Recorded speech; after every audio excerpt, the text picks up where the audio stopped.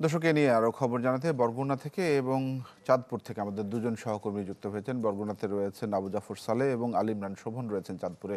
শুরুতে আবু জাফর সালেহ, জানতে চাইব সেখানকার জেলেরা কি বলছেন। আজ থেকে যেহেতু নিষেধাজ্ঞা শেষ হচ্ছে, সব মিলিয়ে সার্বিক পরিস্থিতিটি জানতে চাই। তানভীর, আপনি যেমনটি বলেছিলেন যে আসলে গত 4 অক্টোবর যে ইলিশ শিকারে যে নিষেধাজ্ঞা শুরু হয়েছে সেটি আজ রাত 12টায় শেষ হবে এবং 12টার পরে যে ট্রলারগুলো কিন্তু আবার যে সাগর নদীতে মাছ শিকারে নামবেন। এবং আপনি দেখছেন যে আমার পিছনের যে এই যে ট্রলারগুলো রয়েছে, এরা কিন্তু তাদের জাল এবং ট্রলার মেরামত করে অন্যান্য সরঞ্জাম নিয়ে তারা কিন্তু প্রস্তুত রয়েছে। অর্থাৎ তারা এখন পুরোপুরি প্রস্তুত। রাত 12টার পরে তারা কিন্তু আবারও তাদের সেই পেশায় তারা ফিরে যাবে।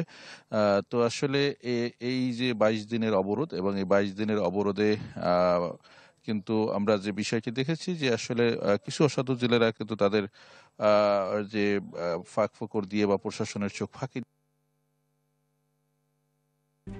RICL TMX, যুগের পর যুগ স্থাপনা থাকে মজবুত। যে তথ্য জানিয়েছে যে অর্থাৎ এই গত 22 দিনে তারা 82টি তারা মোবাইল কোর্ট পরিচালনা করেছে জেলা, এবং এখানে 34 জেলেকে বিভিন্ন মেয়াদে কারাদণ্ড দেওয়া হয়েছে এবং প্রায় 4,08,000 মিটার জাল জব্দ করা হয়েছে এবং প্রায় 300 কেজি ইলিশ জব্দ করা হয়েছে।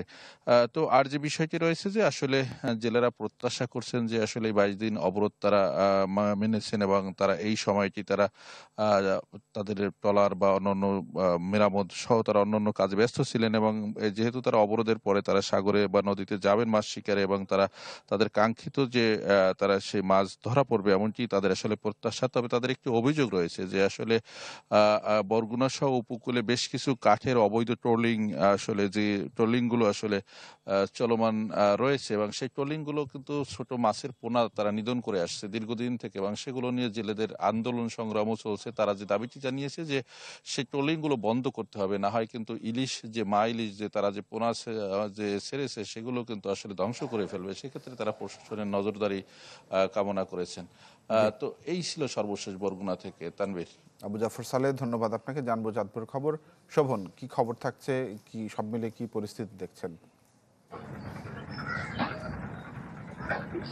তানভীর, আপনি জানেন গত 4 অক্টোবর থেকে চাঁদপুরে যে মা ইলিশ রক্ষা যে কার্যক্রম, এই অভিযান শুরু হয়েছে এবং আজ সেই অভিযান শেষ হচ্ছে। জেলেরাও নদীতে মাছ ধরার জন্য ইতিমধ্যে তাদের সকল প্রস্তুতি সম্পন্ন করেছে। তারা জাল, নৌকা ইতিমধ্যে তারা তৈরি করেছে। তো জেলেরা বলছেন এই 22 দিনের যে নিষেধাজ্ঞা, এই নিষেধাজ্ঞা আসলে আগামীতে কতটুকু ফলপ্রসূ হবে তা নিয়ে তারা বেশ সন্দিহান রয়েছে। তারা বলছেন এই নিষেধাজ্ঞা কালীন সময়ে জেলেদের যে ধরনের সাপোর্ট দেওয়ার কথা ছিল, তারা ওই ধরনের সাপোর্ট পায়নি। বিশেষ করে শুধুমাত্র তাদেরকে খাদ্য সহায়তা হিসেবে 25 কেজি করে চাল দেওয়া হয়েছে এবং এই অভিযানকালীন সময়ে অনেক জেলেই নদীতে নিষেধাজ্ঞা অমান্য করে তারা নির্বিচারে মা ইলিশ নিধন করেছেন। যার কারণে আগামীতে ইলিশের উৎপাদন নিয়ে তাদের মধ্যে একটি শঙ্কা রয়ে গেছে। অপরদিকে প্রশাসনের পক্ষ থেকে বলা হয়েছে চাঁদপুরের মতলব উত্তর উপজেলার 60 নং থেকে ভাঙচুর উপজেলার চরবুরি পর্যন্ত যে 70 কিলোমিটার এলাকায় যে নিষেধাজ্ঞা ছিল, সেই নিষেধাজ্ঞা এবার সফলভাবে বাস্তবায়ন হচ্ছে এবং তারা বেশ আশাবাদী আগামীতে ইলিশের উৎপাদন তারা বৃদ্ধি পাবে। তারা জেলা মৎস্য অফিস জানিয়েছে এই নিষেধাজ্ঞাকালীন সময়ে অসাধু জেলেরা মাছ শিকারের অপরাধে শতাধিক জেলেকে তারা আইনগত ব্যবস্থা নিচ্ছেন, তাদের বিরুদ্ধে জেল এবং জরিমানা করেছে এবং বিপুল পরিমাণ তারা জাল জব্দ করেছেন এবং বেশ কিছু নৌকাও তারা জব্দ করেছেন। তবে আমি এই বিষয়ে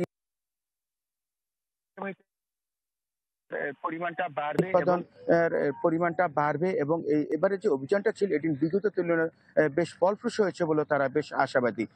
তবে এদিকে আগামীতে যে সামনে যে ইলিশের পোনা যে জাটকা, সেই অভিযানটি যদি সফল করা যায় তাহলে সার্বিকভাবে ইলিশের যে উৎপাদন সেটি সার্থক হবে বলে জানিয়েছেন যে মৎস্য অধিদপ্তরের সাথে সংশ্লিষ্ট কর্মকর্তারা। এই ছিল চাঁদপুরে মা ইলিশ যে নিষেধাজ্ঞা কার্যক্রম নিয়ে সর্বশেষ খবর। জি শোভন, ধন্যবাদ আপনাকে। আলী ইমরান শোভন জানাচ্ছিলেন চাঁদপুর থেকে।